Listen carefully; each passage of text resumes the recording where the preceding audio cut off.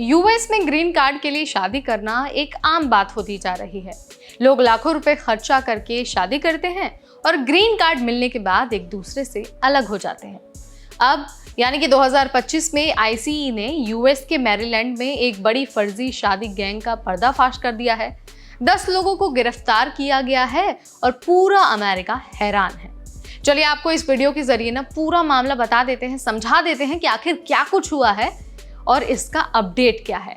नमस्कार, मेरा नाम है नेहा उपाध्याय और आप देख रहे हैं एनबीटी टेक एड। यूएस में आईसीई यानी कि immigration and customs enforcement, USCIS और department of state diplomatic security service और यूएस अटॉर्नीज ऑफिस मैरीलैंड, इन सब ने मिलकर एक बड़ी जांच शुरू की। इस जांच से पता चला कि कुछ लोग पैसे लेकर जो यूएस के नागरिक हैं उनकी शादियां विदेशी नागरिकों से करवा रहे थे ताकि यूएस में ग्रीन कार्ड और इमिग्रेशन का जो बेनिफिट है वो मिल सके। 4 लोगों पर सीधा आरोप लगा है।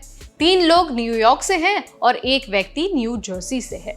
ये चारों ही लोग जो फॉरेन नेशनल्स हैं उनको फर्जी तरीके से शादी करवाने के लिए हजारों डॉलर लेते थे। मतलब शादी भी फर्जी, कागज भी फर्जी और सपने भी फर्जी। अब जरा ये जान लीजिए कि आखिर इतना बड़ा स्कैम पकड़ा कैसे गया है। तो देखिए, जांच 2022 में ही शुरू हुई थी। एचएसआई, मैरीलैंड और यूएससीआईएस फ्रॉड डिटेक्शन टीम ने मिलकर एक शादी की पड़ताल करना शुरू किया। फर्जी शादी करने वालों से जब पूछताछ हुई तो बहुत से अमेरिकी नागरिकों ने खुद कबूल किया कि उन्हें पैसे दिए गए थे शादी करने के लिए। और सबसे हैरानी वाली बात यह है कि फर्जी हेल्थ रिपोर्ट्स बनाई गई, झूठे फॉर्म्स भरे गए, नकली डॉक्यूमेंट्स तक तैयार किए गए। जैसे जैसे गुत्थी सुलझती गई, सामने आया कि पूरा एक नेटवर्क ही इस काम में लगा हुआ था और अब इन पर फेडरल कोर्ट में केस चल रहा है। अगर दोषी साबित हो जाते हैं तो 5 साल तक की जेल भी हो सकती है। अब जरा ये जान लीजिए कि जो अधिकारी हैं उनका क्या कहना है। जांच एजेंसियों ने सख्त बयान दिया है। आईसीई के स्पेशल एजेंट माइकल ने कहा है कि मैरिज फ्रॉड कोई छोटा अपराध नहीं है। इससे हमारे पूरे इमिग्रेशन सिस्टम पर भरोसा टूटता है। यूएस अटॉर्नी केली ने भी साफ कह दिया है कि इन लोगों की लालच ने यूएस की इमिग्रेशन सिस्टम को कमजोर करने की कोशिश की है। अब इन्हें सख्त सजा मिलेगी। इतना ही नहीं बल्कि यूएससीआईएस के अफसर जो मैथ्यू हैं, उन्होंने तो चुटकी लेते हुए कहा कि कुछ शादियां स्वर्ग में बनती हैं लेकिन कुछ सिर्फ कागजों पर। पैसे देकर शादी करने से कोई सच्चा अमेरिकी नहीं बनता है।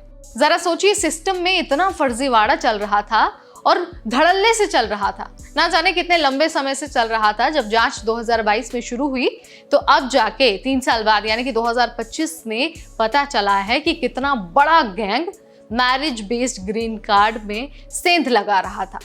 अब जरा ये जान लीजिए कि आगे क्या होने वाला है।